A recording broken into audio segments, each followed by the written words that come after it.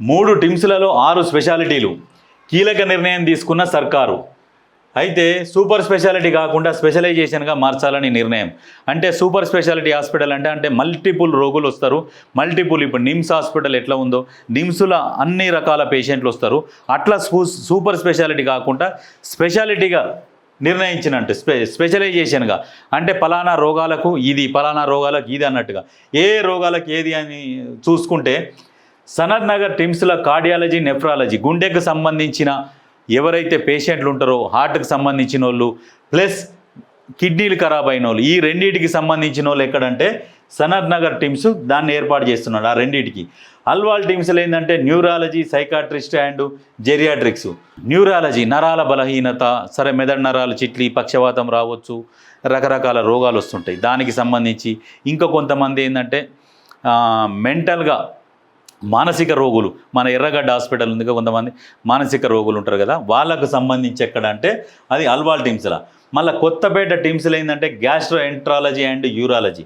Gastric సమస్యలు వస్తాయి కదా, గ్యాస్ట్రిక్ సమస్యలు వచ్చి గొంతుల మంటలు ఇవ్వడం కానీ, ఎక్కువ గ్యాస్ వదలడం కానీ, అన్నం అరగకపోవడము, కడుపుల నొప్పులు, విపరీతమైన ఇటువంటి ఇబ్బందులు ఉన్న వాళ్ళకు ఎక్కడ కొత్తపేటలో.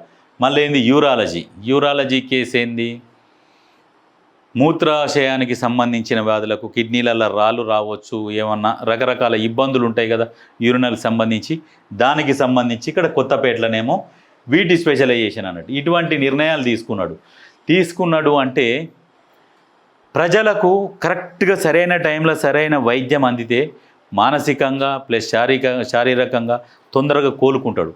ఇంతకుముందు ఉస్మానియా హాస్పిటల్కి పోతే అన్నిటికి మల్టిపుల్ ఉండే, అందులోకి పోతే ఇది ఫైనల్ అని అనుకునేది. ప్రైవేట్ హాస్పిటల్లో తిరిగి పైసలు లేక ఏం చేశారంటే ఇక పైసలు లేవు, మాతోనే అయితలేదు, ఉస్మానియాకు పోతామని పోయేది. ఉస్మానియాకు పోయిండు అంటే మళ్ళా వస్తాడో రాడో అన్న అటువంటి పరిస్థితి ఉండే. అటువంటి పరిస్థితిని మొత్తం రూపురేఖలు మార్చేసిండు. ఇప్పుడు ఏంది, ఉస్మానియా కూడా కొత్తగా కన్స్ట్రక్షన్ గోషామాల్లో, దాంతోపాటు ఈ టిమ్స్ ఆసుపత్రులు. ఈ ఆసుపత్రులలో ఏంటంటే ఆరోగ్యశ్రీలు ఉన్నాయి, వైట్ రేషన్ కార్డులు ఉన్నాయి. వీటి ద్వారా దాదాపు సేవలు వినియోగించుకోవచ్చు. దీనివల్ల ఎంతోమంది లబ్ధి చేకూరుతారు.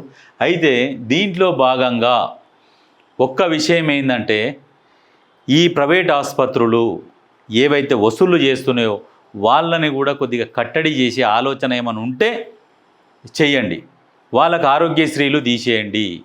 ఎవరన్నా వినకుంటే ఇప్పుడు ఏంటంటే రకరకాల వాళ్ళు రకరకాలుగా దోపిడీలు చేస్తున్నారు. కొంతవరకు పెద్ద హాస్పిటల్ ఉందనుకో, 100 బెడ్లు దాటిన హాస్పిటల్ ఉంటే వాడు నచ్చిన ఫీజులు వేసి వసూలు చేస్తున్నాడు. వాళ్ళకు ఆరోగ్యశ్రీని రద్దు చేయండి.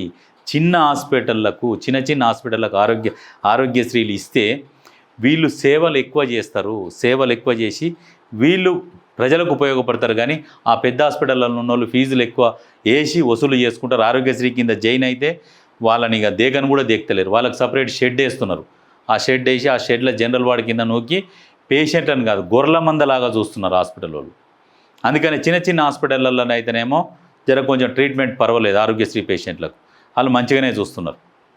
అదిగా దాని గురించి కూడా ఒకసారి ఆలోచన చేయండి. పెద్ద హాస్పిటళ్లకు ఆరోగ్యశ్రీ అంటే వాళ్ళకు ఒక రేట్ అన్న నిర్ణయించురి, లేకుంటే వాళ్ళకి ఇచ్చే ట్రీట్మెంట్ కూడా పేషెంట్లని వేరే రకంగా చూస్తున్నారు.